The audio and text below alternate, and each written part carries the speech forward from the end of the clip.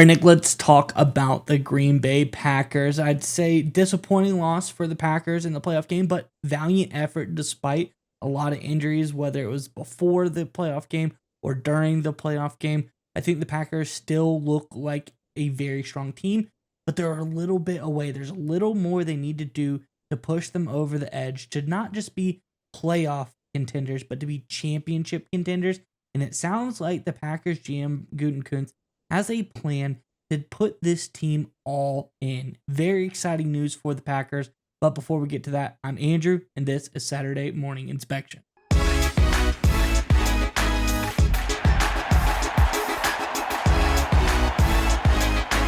And Nick, as I alluded to, Brian Gutenkunst came out in his practice conference and gave some notes, some thoughts on putting this team all in, breaking the barrier, getting them into that championship window, not just to make the playoffs, to win it all. I think it's really interesting. Let's get into the article and we can talk more about it on the other side.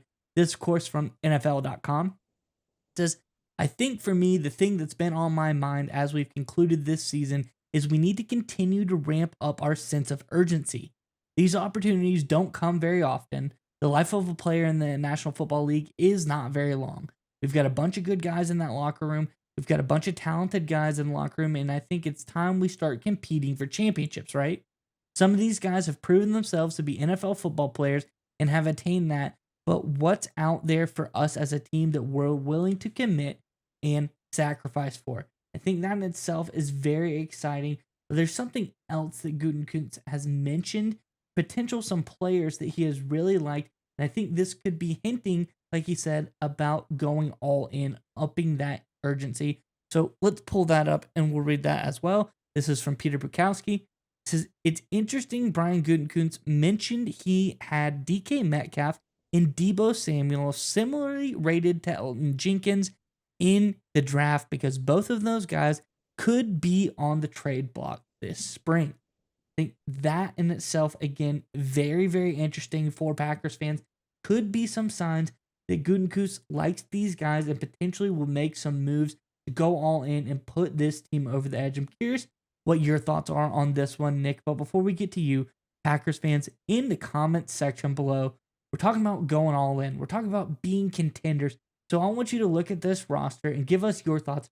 Where do they need to go all in? Where do they need to spend the dollars, the assets to really boost this roster and put it over the edge? Is it the receiver room or is there somewhere else that we're missing? Let us know your thoughts in the comment section below. But nonetheless, Nick, what do you think about this news for the Packers? I honestly think it's a sign the Packers are going to make a big trade this offseason. I think they're probably looking at the wide receiver position there. I think there's a real connection because if you look at this Packers roster, they're deep and they're talented, really across the board, offense, defense. They've got a few holes they should clean up and things like that. But overall, they've got a good roster. The problem with the Green Bay Packers is they don't have that dude, that number one threat, that number one playmaker, wide receiver, tight end. It really doesn't have to be, but it doesn't have to be either one. It just has to be one guy who's a matchup nightmare, a guy who can just dominate and take over the game. And the Packers have really missed it the past couple seasons.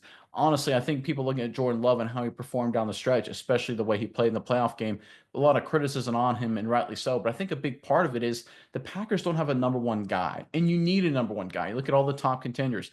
The Eagles, they have A.J. Brown. Of course, the Lions have Amon-Ra St. Brown. You look at the Los Angeles Rams, they have Cooper Kupp. You go down the list, the Kansas City Chiefs have had Travis Kelce for a number of years. The Baltimore Ravens had Mark Andrews, the tight end. Now wide receiver Zay Flowers moving into that mix. Every single team has a number one guy, a number one receiving threat, their go-to guy, a guy who just by sheer talent, athleticism, physicality, whatever, creates matchup problems for the opposing defenses. And the Packers don't have that. The way they finished last season, a lot of people said, well, is it going to be Jaden Reed? Can Watson take the next step and be healthy, right? What's going on there? And the reality is Jaden Reed didn't really take as monumental a leap as the way a lot of people have hoped. Watson still has obviously issues with injuries. The Packers need a number one receiver. They're stuck with Jordan Love, which isn't a bad thing. I think in terms of physical tools and at his peak, he is ungodly. The problem is he's not at the point yet where he can take over a game by himself without having an elite number one guy, at least not against the top flight contenders. The Packers in 2023, they were a fun, exciting young team. They made the playoffs, won a playoff game. Hey, that's great. The future is bright. 2024 came and went. Wild card team, 11 wins, struggled in their own division against the better teams when you look at the Lions and the Vikings. one and done with an ugly defeat in the postseason. The reality is your window for winning a championship, if you're a Green Bay fan, is getting a little bit more narrow than you honestly would like. After 2023, it looked like it was going to be many years. Now we're looking at this roster and saying the way it sits today, it ain't a championship roster. The good news is Gutenkunst knows that, and I think he looks at a guy like DK Metcalf. I'm not a biggest Debo Samuel guy, but he's a decent consolation prize. I honestly think DK Metcalf for the Green Bay Packers is a high likely scenario. And if Green Bay can pull it off, I think this team goes from being a wild card contender, 10-11 win kind of team, to probably really duking out with the Detroit Lions at the top of the NFC North and at the top of the NFC in general. The Packers, they looked really ugly against the Philadelphia Eagles, but they are really close. They just need that elite playmaker, mainly at wide receiver. And I think this offseason, they go out and get them. Yeah, Nick, and I think you're exactly right with your synopsis of these guys in the receiving core. You look at what else the Packers got. Offensive line looking pretty decent. Running back Josh Jacobs did admirable this year.